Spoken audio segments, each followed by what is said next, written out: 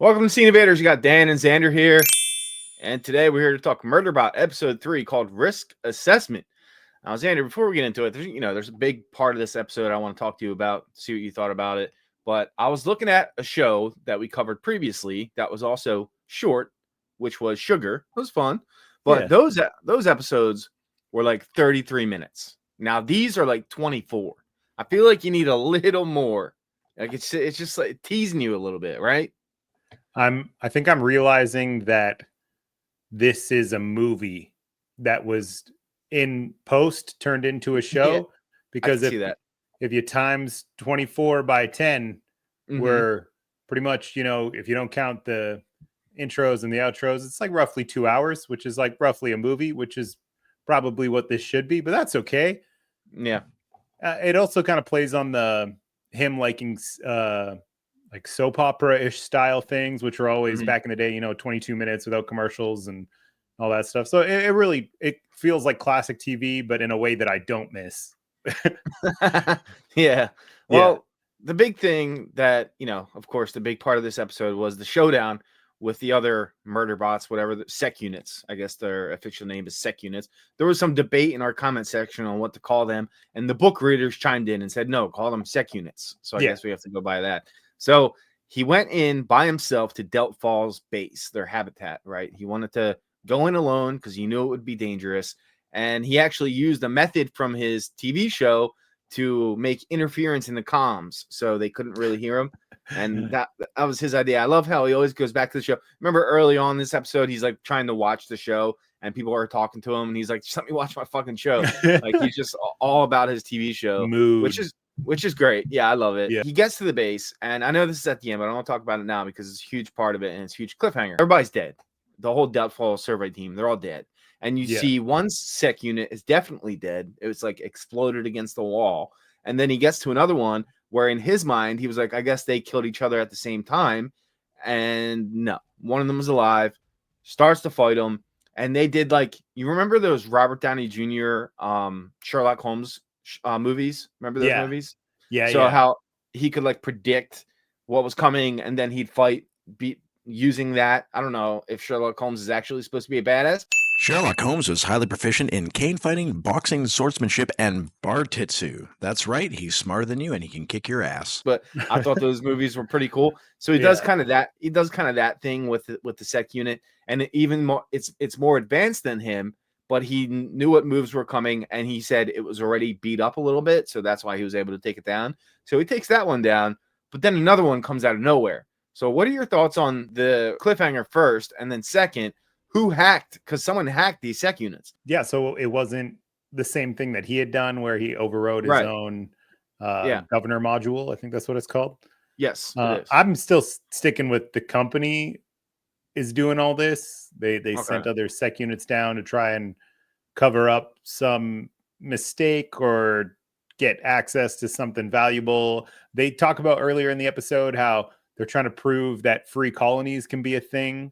So maybe it's the company trying to be like, hey, the freedom's not so good, is it? And they're like, trying to tamper with the experiment in whatever way they can, kind of thing. You think it was someone from the company that went down and messed with these sec units to cause this chaos? Yeah, I'm thinking so. That's your theory? Okay. Yeah. Next week, obviously, we're going to start off most likely with the resumption of that battle going on because he got shot at. Murderbot got shot at by this other one. So I guess he's going to have to take this one down. And do you think the rest of this season is going to be them trying to figure out what's going on and who's behind everything? I think it might even be a human maybe that shot him in a suit. Oh, in a suit. Okay. Could be. Right. Or it could be another sec unit that fucked with its governor module maybe. Maybe it was like the sec unit that was trying to, I don't know, hold it down and like do something good. Maybe it was the one that was there to save them and it just saw like him fighting another sec unit and was like, well, this ain't good. But I think the overarching theme, it's kind of why I'm enjoying this show so much, because you have that mystery intrigue of like what's going on, what's the company up to, what are the sec units doing, blah, blah, blah. But then also him slowly becoming more human in opening up to this group. And that's almost what I'm more interested in seeing. Is there's a part in the trailer, I don't know if this is a spoiler, but I don't consider it a spoiler if it's in the trailer, but where they're all talking about how he calls himself Murderbot. So there is a point in the show where they figure out that he is overridden his governor module and he's kind of gone rogue and they're trying to decide what to do with him. And I think that's going to be the more interesting aspect of the show for me is how do you treat this thing that right now they're still treating somewhat like a tool where they're like, hey, take off your mask. You got to be a person. And he's like, ugh. And they're like making him come on missions and stuff still. But then he's also becoming more human and they're treating him more like a human when Rathy's trying to get him to come in and in the little group huddle thing. And he tells them to stay back when he goes forward and is more curious and all that kind of stuff. So that's the part that interests me the most. Yeah. So what was it? Mensa, she said, take off your helmet. And, he didn't really want to. So she's trying to be like, all right, be part of the team. Rathy, this episode, was trying to talk to him like a human at points in this episode. And then they were like, no, don't do that. And then he was like, all right, I'll apologize then. And then they were like, no, don't apologize. And he can hear everything because he doesn't need to be close by to hear what does not care. Does not give one shit. Feels like he's in an awkward situation. But do you think that, Garathan, played by David Thasmalchian, he's the one who's on to him per se, like that wants to out him? So I guess, do you think since it comes out that the team knows he's free or whatever, that he hacked his governor module, do you think Garathan's the one that points that out and tries to be like, see, he's bad, but then they're like, no, we don't give a shit. He's still part of our team. Is that where we're heading towards? Yeah, I'm thinking he'll probably end up saving them one more time. And then when he's getting repaired, Garathan will figure it out. I'm still 50-50 on whether Garathan is a sec unit that became free and disappeared and turned into a human. I think that would be a really cool play on things. Oh, I would like that. Yeah, because he's like, they said he's like semi-android or some shit. Like he has some kind of AI, but the part that he went into Mensa's room and sniffed her bed, that was a little weird, man. Yeah, then what are you doing, dude? You're sniffing her pillow. And Murderbot says humans are depressing during that scene, and it's just weird. Plot lines not in the books. I did some digging because a lot of people in our comment section commenting a lot of stuff about the books. So I'm just looking up, like, is this part of the books? Is this not? I'm not going to read the books, but I have respect for the people who have read the books. And I know they say that it's a pretty on point adaptation of the book so far. That's what people are saying in the comment section anyway. But I always get scared sometimes when it's an adaptation and I haven't read the book. I don't want to insult the book readers. You know what I mean? Yeah. It's just, but like, I respect them, but there's a lot of shit that we cover that are fucking book, like Silo, like so much shit. A lot of spoilers out there. Yeah. So I like it personally. I like it when they change stuff and it's not exactly the same, so the people don't see it coming. You know what I mean? I think that's fun, but I think it's good to stay true to the source material, but also have your own twist on it. I think that's the best way to do things. Agreed. Like one of my favorite shows is The Leftovers, right? And that was based off of a book, but the first season was the book. Seasons 2 and 3 were original material. They wrote it with the book writer, and he helped write the screenplay. That's like a way good way to do it.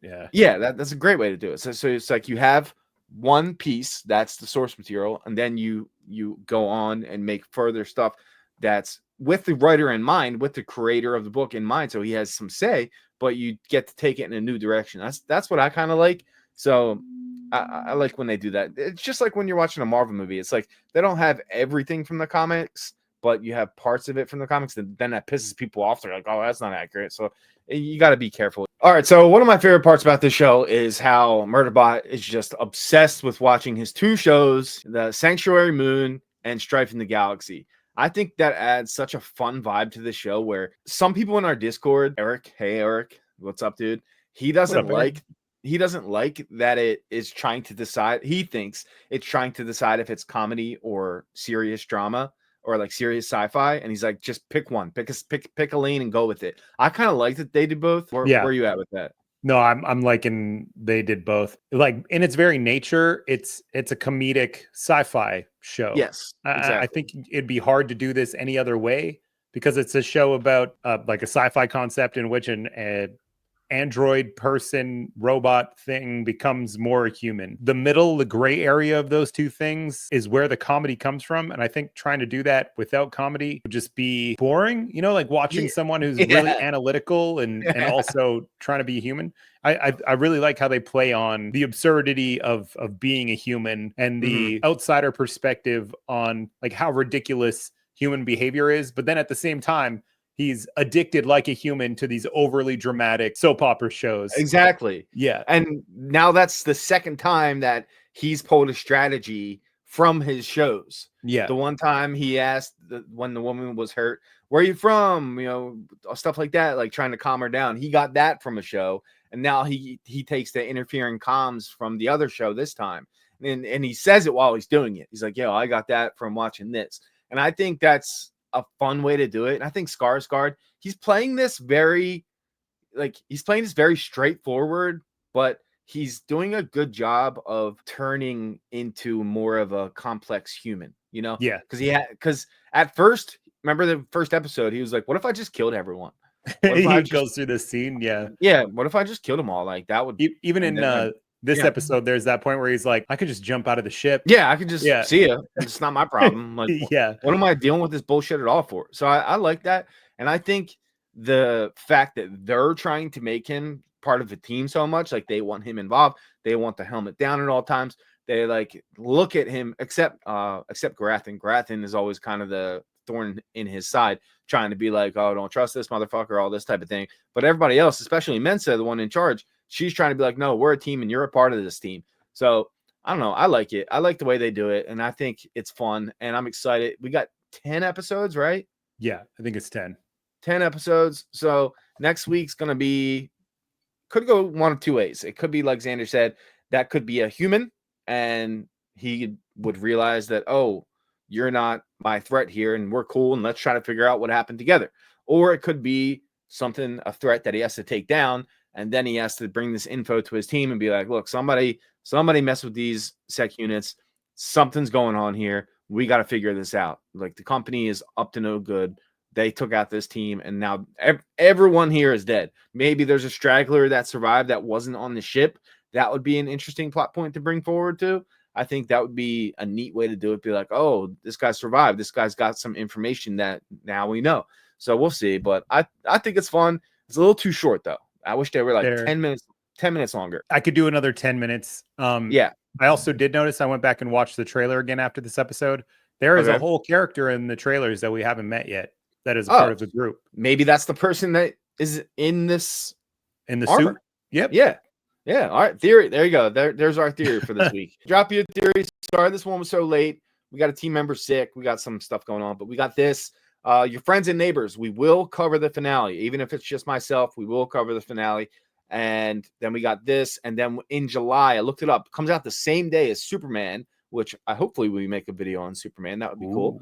We're going to be covering Foundation, which I have to binge to catch up on, but Xander says it's great.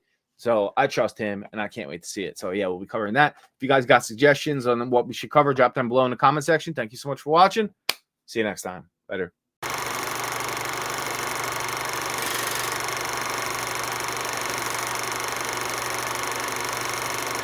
Whatever way you skin the cat, you know? Yeah. Yeah. He's not talking about you, Bubba. Don't worry.